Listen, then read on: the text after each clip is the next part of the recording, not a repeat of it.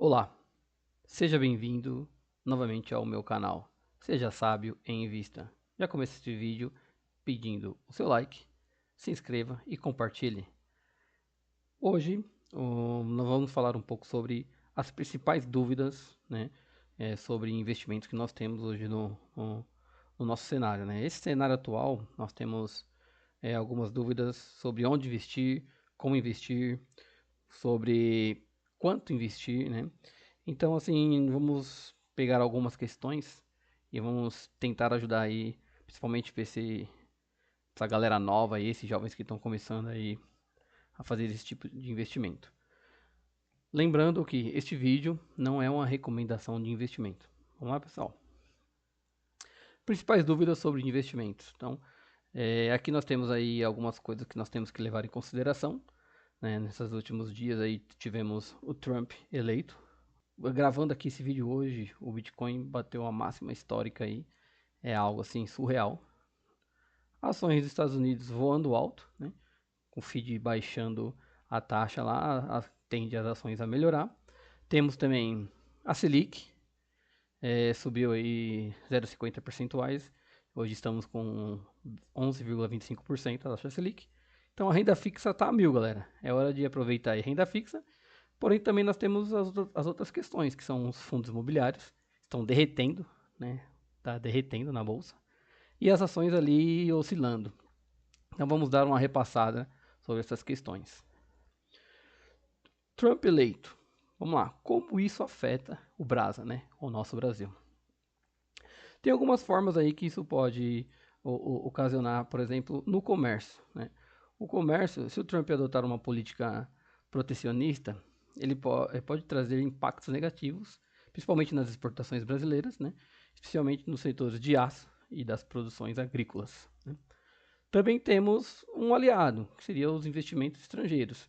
Isso pode influenciar muito o fluxo de estrangeiros vindo para o Brasil, né? Com uma taxa Selic alta e o risco baixo, isso pode trazer novos investidores para o Brasil. Isso daí também, para nós, é bom atrair investidores, porque ajuda também a manter, enfrentar a volatilidade que a gente pode passar aqui no nosso país. Temos as commodities, que o Brasil pode exportar, né, essas commodities que pode ter um impacto pela política externa de Trump, que pode afetar a demanda global dos produtos, como a soja, como o minério de ferro, e também gerar incertezas no mercado do petróleo. Temos também a geopolítica. A política externa do Trump pode criar oportunidades ou desafios para o Brasil, dependendo das suas relações, né, com os Estados Unidos, outros países, principalmente com a China e alguns outros aliados latino-americanos. Câmbio. Câmbio e juros. Cara, isso daí é algo que a gente tem visto o dólar voar, batendo aí na casa de 5,86, 5,87. O dólar é algo que está muito volátil, né? Então as decisões sobre a taxa de juros nos Estados Unidos, ela afeta diretamente o valor do dólar, impactando no real e os custos de importações e também da dívida externa. Então, para controlar essa flutuação do dólar muito alta aqui no Brasil, o Copom está tentando controlar e aumentando a nossa taxa Selic. Mas a inflação, ela já estourou o teto, né? Ela já passou ali, está na casa dos 4,75, se eu não estiver equivocado. Bom, pessoal, seguindo aqui, nós temos o Bitcoin. Bitcoin na sua máxima histórica. Eu não esperava que o Bitcoin iria chegar neste patamar. 89 mil dólares e em reais, batendo na casa de quase 512 mil reais. Isso daí é algo assim excelente, porque você não tem o controle governamental em cima desta criptomoeda, então assim é algo que é visto com bons olhos. Então nós temos empresas, investidores institucionais que estão comprando Bitcoin, isso aumenta a sua credibilidade, né? Então pensando no Bitcoin positivamente a longo prazo, né?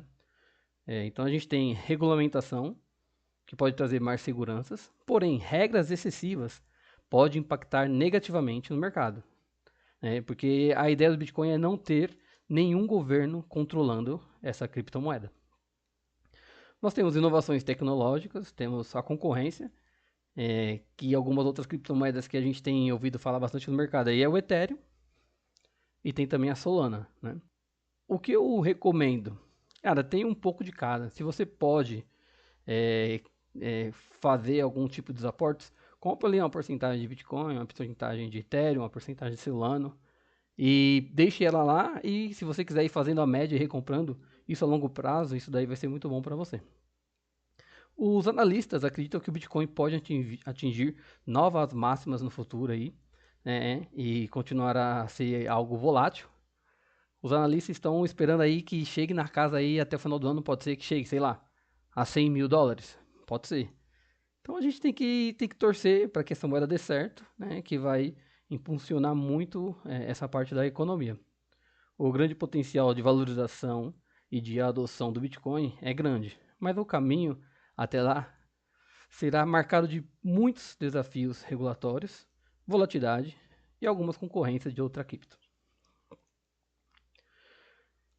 Aqui nós vamos falar um pouco das ações dos Estados Unidos. Com a queda da taxa de juros americano, as ações começam a dar uma aquecida, porém a gente vê muita especulação, né? E muitas pessoas falando que pode ser uma bolha, pode ter uma recessão. Então, assim, não tem como saber. Então, a gente tem que tentar analisar o mercado e criar expectativas pensando positivamente. Então, nós temos aqui taxa de juros e política monetária. Com a taxa diminuindo, o FID pode ajudar as ações, principalmente no setor tecnologia. Inflação e crescimento econômico. A inflação persiste, pode impactar os custos de empresas, enquanto teremos a política fiscal, com mudanças na política e mais regulamentações, especialmente no setor de tecnologia, pode afetar as ações. E estímulos fiscais podem apoiar setores como infraestrutura e energia renovável. Tensões geopolíticas, como a guerra na Ucrânia, em Israel e algumas correlações relacionadas à China, geram muitas incertezas, né? Isso daí a gente está vendo acontecer muito, né? E isso pode afetar principalmente os preços da commodities em empresas com exposições internacionais. Alguns setores específicos, como o setor de tecnologia, energia renovável, pode continuar a crescer. Por quê? Porque a tecnologia pode ser mais afetadas, né? Elas podem ser menos afetadas pelos juros altos e regulamentações. Então, também o setor de saúde pode ser algo que seja bem resiliente. Vindo aqui agora um pouco para o Brasil, falando sobre a renda fixa. A renda fixa está a mil, né?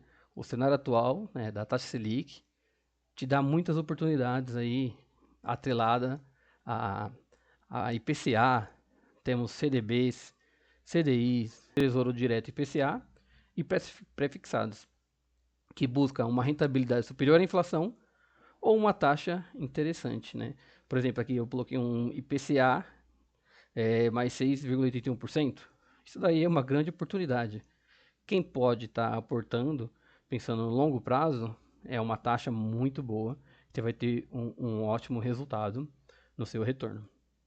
Temos os CDBs, LC e LCA, temos CDBs de bancos grandes, com bons retornos atrelado ao CDI.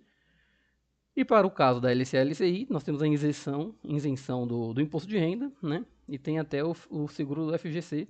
Temos alguns CDBs de até 120%, né, do CDI. Temos LCIs aí com pagamento com saque diário, né, que seria D0. Você pode resgatar no momento que você quiser, pagando aí 85%, 86%, 90% de.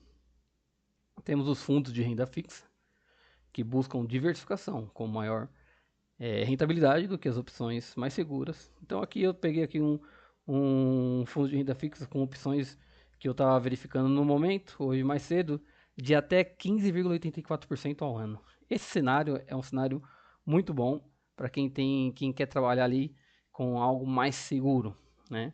Não é tão assim arrojado nos investimentos. Então, o cenário de juros alto favorece as alternativas mais conservadoras e atreladas ao CDI, né? Ele busca rentabilidade maior, pode considerar alternativas como Tesouro PCA, LCI, LCA, debentures, e sempre observando os riscos envolvidos, que claro, tudo tem um risco, né? O risco do governo ir lá, passar a mão no seu dinheiro. Então, pessoal, a renda fixa hoje, a renda fixa está muito, muito atrativa, muito atrativa. Aqui eu falo um pouco dos fundos imobiliários que nós temos visto aí nos últimos 15 dias, os fundos imobiliários estão derretendo, tá caindo ali nas carteiras dos investidores. Porém, pessoal, é um cenário que a taxa de juros alta, porém é um momento também de pensar em aproveitar esse valor abaixo.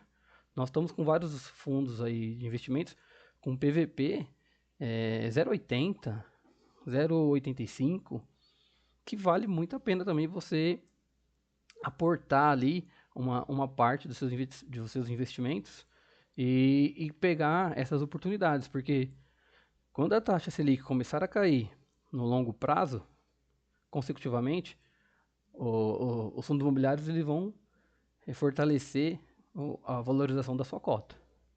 Então aqui a taxa de juros ela elevada, ela impacta negativamente os FIIs, tornando-se investimentos de renda fixa mais atrativos. Isso pode afetar a valorização da cota no curto prazo, mas os FIIs ainda são interessantes pela renda passiva devido aos seus dividendos. E os dividendos é livre de qualquer tipo de impostos. Isso é muito bom ter na carteira. Os segmentos que temos aqui, que eu especifiquei aqui, são logística, que são fundos de galpões, que se beneficiam do crescimento do e-commerce, demanda por centro de distribuição, sendo uma boa opção. Né? Temos os escritórios de shoppings, eles enfrentam desafios devido também a algumas mudanças no hábito de consumo, porém, ele tem uma recuperação lenta, mas a gente sabe que essa recuperação ela sempre vem, principalmente nos fundos de shoppings. Tem os fundos recebíveis de crise e CRAS, elas são atraentes pela sua rentabilidade, né? Especialmente com juros elevados, porém, tem o risco. Tudo tem um risco, principalmente no crise e CRAS. Então, assim, é bom você dar uma estudada em cima das empresas que você vai estar adquirindo para entender realmente em qual setor e qual é a porcentagem desse fundo imobiliário, nessa carteira desse fundo imobiliário, que está atrelado aos investimentos. Os riscos dos fundos imobiliários incluem vacância, que são as desocupações, inadimplências, que são os não pagamentos, né? E o impacto da taxa de juros sobre a valorização das cotas.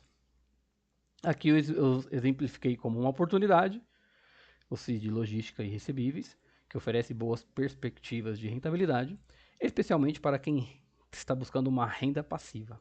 Vamos lá, pessoal, agora aqui vamos falar agora sobre as ações, né, que nós estamos com algumas oscilações nas ações do IBOV. E o que fazer neste momento? O mercado de ações no Brasil está enfrentando desafios, porém estamos com oportunidades, igual eu estava comentando. Tem as rendas fixas e tem os fundos imobiliários. Renda fixa, muito atrativa. Fundo imobiliário derretendo, também com preços abaixo, estão atrativos. E as ações estão seguindo pelo mesmo patamar. Nós podemos verificar que as taxas de juros, quando elas estão elevadas, ela torna a renda fixa mais atraente, o que pode reduzir a demanda pelas ações. Mas nós temos ações que pagam bons dividendos e têm um fluxo de caixa forte. Por exemplo, assim, nós temos a BB Seguridade, temos a Age, né? Temos algumas empresas aí que são empresas consolidadas, fortes no mercado e que têm um bom dividendo. Então, assim, é um cenário que vale a pena você entrar, vale a pena você fazer o seu aporte, aproveitando a precificação baixa, para quando o cenário inverter, você vai estar ganhando no aumento da cota e também vai continuar recebendo aquele dividendo, né? Então aqui a gente tem o cenário político fiscal, que é a insegurança política. A gente sabe que a nossa política não anda muito bem, gastando horrores, dívida gigante, e cada dia que passa eles gastam mais e mais, né? Isso gera muita volatilidade. E os setores ligados à infraestrutura e energias renováveis podem se beneficiar com as políticas desse estímulo. Setores com potencial. Temos logística e energia, né? São setores promissores devido ao crescimento do e-commerce.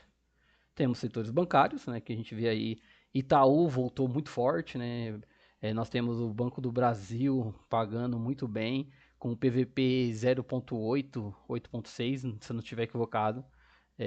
Vale ainda muito a pena analisar para entrar no Banco do Brasil. Temos o benefício da alta da taxa Selic, né, com os riscos de pressão sobre o crédito e incerteza. Nós temos a tecnologia e as features, que pode crescer, né, mas a regulação pode ser um desafio. A expectativa a longo prazo. Se a Selic cair, igual eu estava falando, né, e houver estabilidade fiscal, setores de crescimento como tecnologia e consumo podem se beneficiar. Então, o risco fiscal é a incerteza externas podem afetar a confiança do investidor e a valorização das ações. Mas isso daí é um passo de cada vez. O que importa é você começar devagar, aprender, e fazendo isso você vai ver que você não vai parar mais, sempre buscando estar evoluindo e construindo, né, um patrimônio ao longo do tempo. A minha conclusão final aqui, eu peguei aqui um desenho onde exemplifica uma carteira de investimento diversificada, né? Itens no exterior, ações, fundos imobiliários, Tesouro Selic, Tesouro IPCA+, né? Criptoativos. E aqui do lado você pode verificar que eu coloquei alguns exemplos. Ó, perfil conservador, 70-15-15, né? Ações, renda fixa, fundos imobiliários. Um perfil moderado, 50-15-15-10-10, que seria uma renda fixa, ações, fundos imobiliários. Bolsa americana, né, com ETF ou ações, e criptomoedas, Bitcoin, Ethereum e Solana. Elas estão guinando, pessoal, guinando. Igual o pessoal fala aí, rumo à lua. Então, assim, vale a pena diversificar um pouco aí em criptomoeda. Eu já peguei há alguns tempos aí meme coins, mas acabei não tendo um retorno muito bom. Então, eu foquei nessas três principais e tô dando atenção muito boa a elas. E o terceiro perfil aí é um perfil arrojado, né? 30% em ações, 30% em fundos imobiliários, 20% na Bolsa Americana, 10% em renda fixa e 10% em criptomoedas.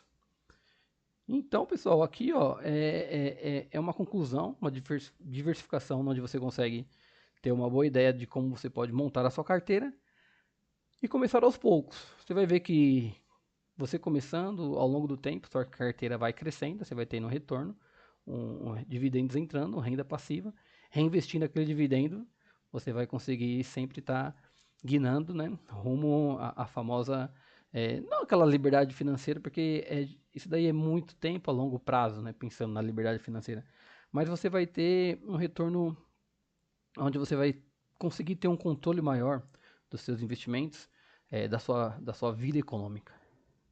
Finalizando aqui, pessoal, deixo aqui o meu muito obrigado, né?